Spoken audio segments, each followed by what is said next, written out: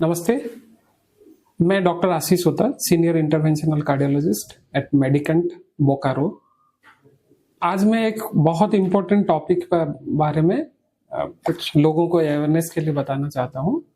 तो रिसेंटली हमारे एक पेशेंट थे जिनको कंप्लीट हार्ट ब्लॉक था। वो एसिस्टोल के साथ हमारे इमरजेंसी में प्रेजेंट किए।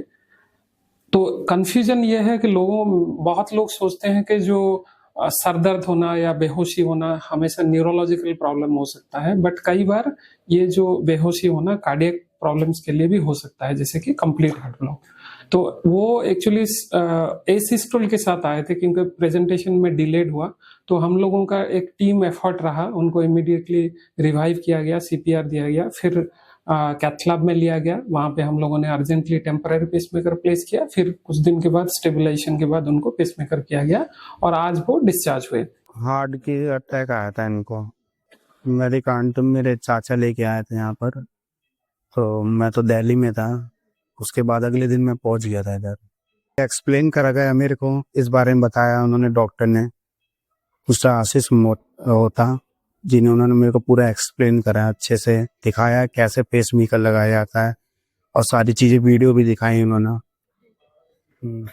तो ये कॉमन स्टोरीज है इंडिया में हर हॉस्पिटल में, क्योंकि लोगों का अवेयरनेस नहीं है कंप्लीट हार्ट ब्लॉक के बारे में। तो बेसिकली कंप्लीट हार्ट ब्लॉक में क्या होता है, हमारे जो हार्ट का कंडक्शन सिस्टम है उसका डिजीज होता है। यूजुअली एज रिलेटेड ज्यादातर ही देखा जाता है। अदर डिजीजेस भी है जिसमें अर्ली प्रेजेंटेशन हो सकता है, बट जो कॉमन हम लोग देखते हैं वो एज रिलेटेड कंडक्शन सिस्टम का डिजीज होता है। तो बेसिकली उसमें 5 इंपॉर्टेंट सिम्टम्स होते हैं। बहुत सारे पेशेंट्स तो एसिम्टोमेटिक रह सकते हैं, बट जैसे ही सिम्टम स्टार्ट हुआ उनको ट्रीटमेंट जरूरी होता है।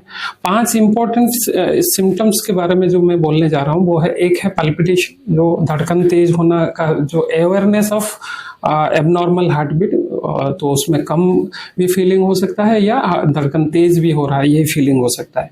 दूसरा है फैटीग होना, क्योंकि ब्लड सप्लाई बॉडी में कम हो जाता है, तो फैटीग एक इम्पोर्टेंट सिम्टम्स है। तीसरा है शॉर्टनेस ऑफ ब्रेथ। कई बार एक्चुअली हमेशा कंप्लीट हार्ट ब्लॉक में बेहोशी नहीं हो सकता, कई बार हार्ट फेलियर के साथ भी आता है जिनमें शॉर्टनेस ऑफ ब्रेथ होता है। ये तीसरा हो गया। चौथा इंपॉर्टेंट सिम्टम्स है सिनकोपी, जो कि क्लासिकल प्रेजेंटेशन है, जिसमें डिजीनेस होगा, प्री सिनकोपिक होगा, सिनकोपी। सिनकोपी मतलब जब बेहोशी हो जाता है तब हम लोग लॉस ऑफ कॉन्शियसनेस के साथ जब पोस्चरल सिम्टम्स होते हैं तो हम लोग उनको सिनकोपी बोलते हैं, जो ट्रांजिएंट होता है यूजुअली। बाकी लॉस ऑफ कॉन्शियसनेस अगर न्यूरोलॉजिकल होगा तो उसमें लॉस ऑफ कॉन्शियसनेस जो होगा थोड़ा लंबा रहेगा। तो और 5वां सिम्टम्स हो सकता है चेस्ट पेन, जिसमें कार्डियक ब्लड सप्लाई का भी अफेक्टेड होके उसमें चेस्ट पेन भी होता है। तो ये 5 इंपॉर्टेंट सिम्टम्स हो गया। तो कैसे इलाज करें? तो अवेयरनेस है, जिन लोगों को भी ये सब सिम्टम्स हो रहा है, जिसमें कोमॉर्बिडिटीज है, एज है, तो वो लोग इसके लिए इवैल्यूएशन कराना चाहिए। और सपोज ये सब सिम्टम्स होते हैं, जो transient loss of consciousness, dizziness, तो या नियरेस्ट कार्डियोलॉजिस्ट या जहाँ पे इंटरवेंशनल कार्डियोलॉजिस्ट है वहाँ इवैल्यूएट होना चाहिए। इसमें एक इम्पोर्टेंट आता है होल्टर मॉनिटरिंग, जो कि सब लोगों को पता होगा। होल्टर मॉनिटरिंग बहुत इंपॉर्टेंट है, 24 घंटे का रिदम देखना। और जिन लोगों में मैनिफेस्ट है, जो जिसमें 2nd डिग्री या 3rd डिग्री एवी ब्लॉक है, उच्च सिम्टम्स है, उनको पेसमेकर की जरूरत होता है। तो अभी हमारे अगर देखेंगे, पेसमेकर टेक्नोलॉजी बहुत दिनों से चल रहा है, 1960 से इन्वेंशन चल रहा है। तो उसमें अभी एक new era in cardiac pacing है, जिसमें हम लोग कंडक्शन सिस्टम पेसिंग भी कर पाते हैं, व्हिच इज मोर फिजियोलॉजिकल। तो बेसिक ट्रीटमेंट है उसमें टेम्पररी पेसमेकर करना, फिर परमानेंट पेसमेकर करना। तो परमानेंट पेसमेकर जो डुअल चेंबर हो सकता है और कंडक्शन सिस्टम पेसिंग हो सकता है, single chamber, dual chamber, conduction system pacing, और अभी रिसेंटली जो है लीडलेस पेसमेकर।